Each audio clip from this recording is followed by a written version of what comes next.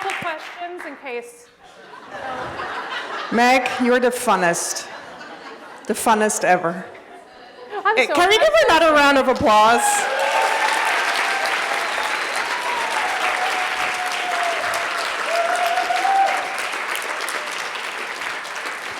Can you, if you have a question, stand up and say your name, please. Hello, I'm Anne. Hi, Anne. Thank you so much for being here and sharing your story and sharing all this with wonderful people in the room who are also creative. I find that one of the things that gets asked often is, how can I be myself if no one will pay me to be myself? And can you share a story about maybe the first 1, 2, 3 times that you felt like you were paid to be yourself, how you got there, the connections you made, et cetera? Absolutely. So that experimental phase that I had where I just decided to go 100% for it for a little bit of time and hope for the best, that's where everything kind of came to light for me, because before that, I was pretty much like miserable with all the clients I was working with and the projects I was working on, but every so often I'd get a project that was really fulfilling to me. So I had to ask myself, what are the qualities of those projects that are going so well and why? And it was always that feeling of like feeling the connection between the actual person I was working with, because they saw me for who I was and they were allowing me to use my unique brain in a way throughout the project. They weren't just prescribing me with what to do and making me be somebody I wasn't. So that was a really big indicator for me, is that connection that I had with the individual client, not always even the project. A lot of it was just the connection with the human being on the other side. And so whenever I went into that experimental period, I had to be extremely stubborn about it and very hardcore and say absolutely no way to anybody that came to me that wasn't fitting that goal of mine of just doing projects that enabled me to use my unique brain. So with those, it was very scary because I knew I would be scaring away 95% of potential opportunities. And I'm a freelancer, so I'm always struggling to survive. So it was terrifying to do that. But whenever I was as loudly myself as possible, and this is something I have to remind myself to do daily, is whenever I'm loudly myself, I end up attracting fewer clients, fewer opportunities, but the ones that I attract are so in line with who I am, and the way that it's usually communicated to me by the client is like, Meg, we don't even know what to tell you because we're not you. Like, just do your thing and we'll kind of guide you along the way. And that's the best thing to hear from somebody, is when they're just like, you know you better than us, so you do your thing. And wow, how freeing and wonderful. So looking for those qualities and trying to figure out what makes you feel the best, which opportunities and which projects you've done throughout your career has been very helpful for me, and try to piece through what the through line of that is to try and skew yourself in a direction where you're feeling the most fulfilled by your work. Oh.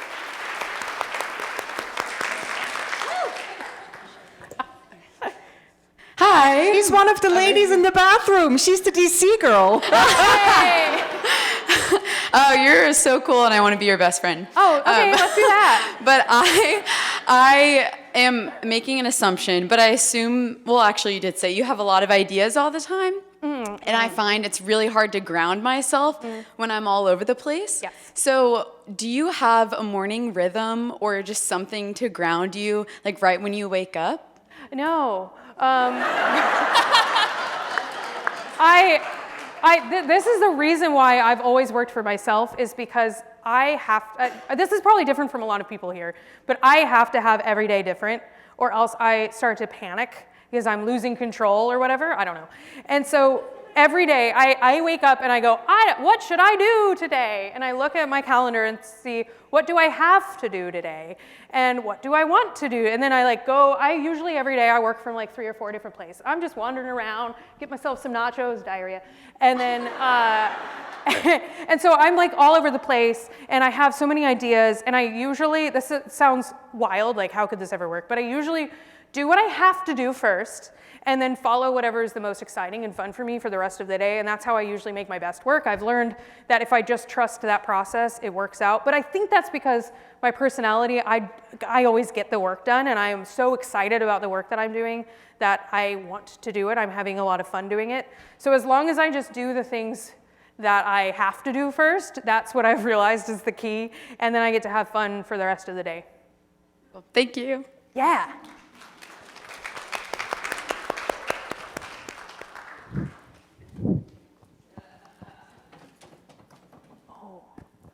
Hello. Can't see you at all. You're right where the light is. Oh my goodness.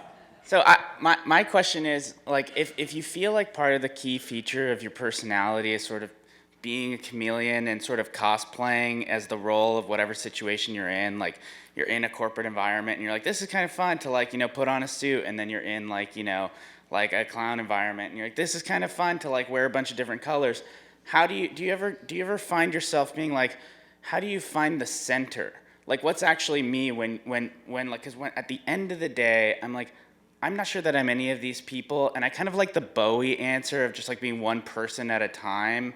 But like, the question is, how do you find the center when you don't feel particularly connected to any, like, one aesthetic or set of ideas or anything like that, when you kind of just like trying them on and think they're fun, but don't feel like personally like, oh, this one is like really me? I also love to be a character. How fun, how freeing to just be someone else for a little bit. I think that's a wonderful exercise, and I think that that's a great exercise for trying to figure out who you actually are. And if that's part of your personality, that you like being a caricature of different types of people, then that means that's who you are, and that's part of who you are. Most people don't like doing that. So that's a really amazing thing that you can do that other people can't do, and that can be part of your identity, and that's okay. So I think generally, I think whenever you're exploring who you are at your core and your center, a lot of people feel guilty or embarrassed about who that might be because it maybe is different or whatever. And so a lot of people are like, but I'm undesirable, or my personality isn't great, or like it's not what you said it should be. And so my thing is like, as long as you're not harming yourself or other people in your actions in what you're doing as who you are, then you're doing a great job, and that's all we're looking for here. So I think that part of yourself is huge in probably what your identity is, and keep going with it if that's what makes you feel fulfilled. And finding that centerpiece is, I think, always looking for through lines between what those things are, because like I said earlier with the unicorns and the Slayer, it's those caricatures of whoever you're being, whatever it is, they are very different from one another. And whenever you smush them together, it does actually make you, which is somebody that can do something that nobody else can.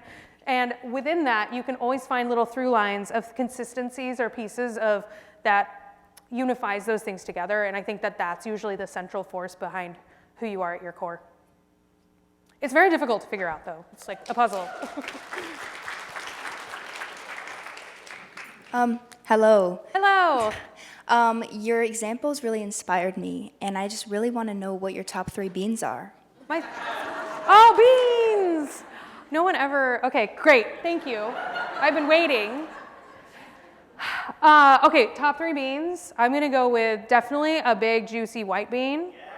Whoa, I think they're having a moment though. Because I'm a big soup fan, I think they're great in soup. And then I love a refried black bean. I know refried doesn't really type, you know, it's a style of black bean. Love a refried black. Don't like a black bean burger though. Let's not talk about that with me. And I was vegetarian for a very long time during the black bean burger phase of the world. And anyway, last bean, is this sad to say coffee bean? I'll just eat them though. I don't mind. Okay, one more question, and then we have to unfortunately wrap it up. Cool. I'm Exa. Thanks, Meg, so much.